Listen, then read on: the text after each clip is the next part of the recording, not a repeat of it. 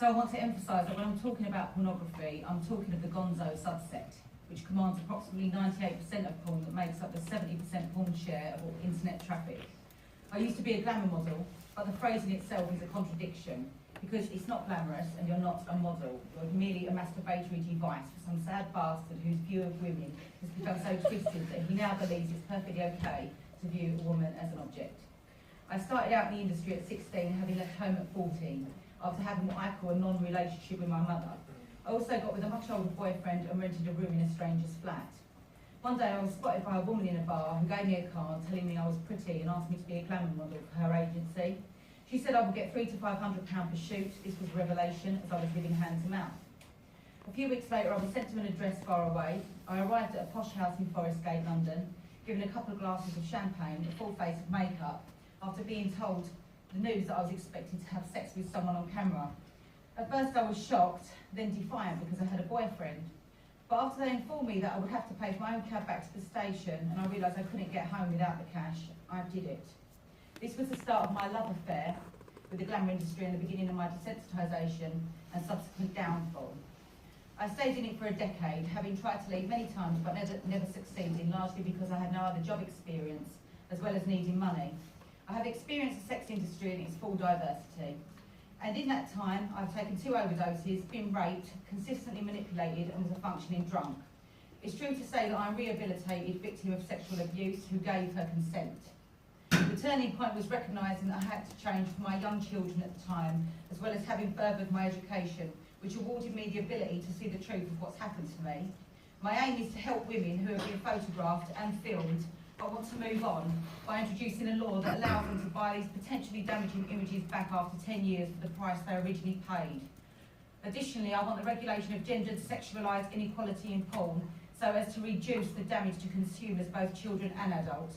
And thirdly, for laws that demand health screening to prohibit the emotionally and mentally vulnerable from entering the industry in the first place. The female naked body has been a sight for much scrutiny in our committed capitalist existence. Our sexuality has been shaped by masculine ways of looking expressed through historical dominant patriarchal structures of what allure means. It is true to say that the sexual identity of women is polysemic and cannot be reduced to a simplified status. However, the social gender divide between women and men is subject to varying assumptions. Women are characterised as decoration, sexual objects and or positioned within essentialist narratives such as nurturer, passive and slut, unless they exist outside of heteronormative culture, in which case they are invisible. This is in contrast to male representations who divert from such potent ambivalence to their sexual attractiveness and maintain far greater expressive range. Women incongruently being paid more within the porn industry is merely a reflection of the need for the genre to keep its spectacle in place. Otherwise it simply couldn't function. Positive contribution to the prevailing cultural paradigm of what it means to be a woman is not going to be achieved by revealing more flesh in new forms. We've simply been there and done it. It's not radical, it's everywhere. True emancipation is refusing to participate and covering up for a change. To paraphrase, women need to recognise that they are being duped by the sexual entitlement culture into thinking that this vast sexual market supports them. This context now is that women's bodies have become hypersexualised from overuse, and all expressions of female nudity exist along a male-dominated axis. Female nudity is not distinct from the over-sexualisation of culture, which is a myth. It pays to keep men thinking that they're hopelessly horny. Porn is a $1 trillion industry. This has altered women's experience both in relationships and in terms of self-identification. Women are now sadly defined by their sex organs, not their personhood, which is socially engineered, not biologically.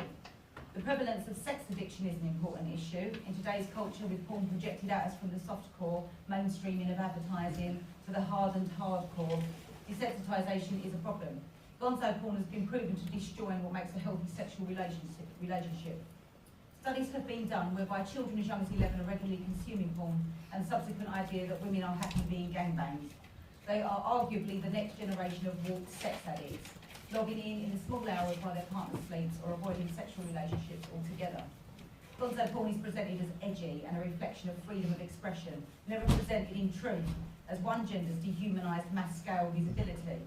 If expression was really free and in porn, and in accordance with our treasured liberal sensibilities, then subgenres like alternative porn would be more popular, where both genders are consumed. But it's not, because the porn industry I'm talking about has the power over women. Are those porn addicts with their wry smiles really just addicted to the humiliation of women forever crystallised on 8mm film? And people are losing their virginity later because of porn, as well as accessing it to learn about sex. But who is the teacher? It's the greasy-haired, violent-minded pimps of women. Do you educated people here think you've got anything in common with them? These people who manipulate the next set of 16-year-olds into a life of mental trauma? If you do, then you haven't met the ones that I've met.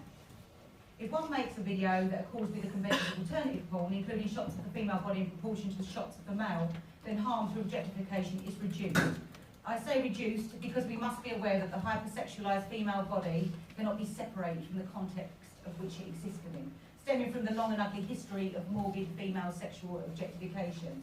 This no doubt occurs when one gender is disproportionately scrutinised in lieu of the other, as in the bulging gonzo genre. A fair reflection would depict sensual scenes, that of lovers engaging in sex with camera shots that align to a neutral gaze, or even a bisexual gaze, if you like. This is the crux of the pornographic issue, the difference between gonzo porn, which commands the dominant idea, and the lesser known but healthier pornographic artistic expression that is alt porn, in which she is relieved somewhat of her morbid degradation. Alternative porn currently commands a tiny quantity of porn in terms of demographics, so it currently offers very little weight to the pornographic debate. But if greater credibility was given to this subset in alignment with the eradication of gonzo, then we as humans will be doing a great service to both our children and ourselves. There is no place for gonzo pornography. It is merely the graphic display of sexualised female violation. It is the dehumanisation of one gender to the misguided empowerment of another. In gonzo, the greater her degradation, the greater the thrill. The point of my argument is that consent is not informed as the genre is normalised through its ubiquity, and the choice to enter it is usually a reaction to a desperate situation. The vast majority of women who've experienced it feel ruined, like me, having made the choice at low points in their lives. The only people who know what will happen to them are the producers who've seen it all before, who fail to remind the new set of naive girls that these pictures will be out there forever.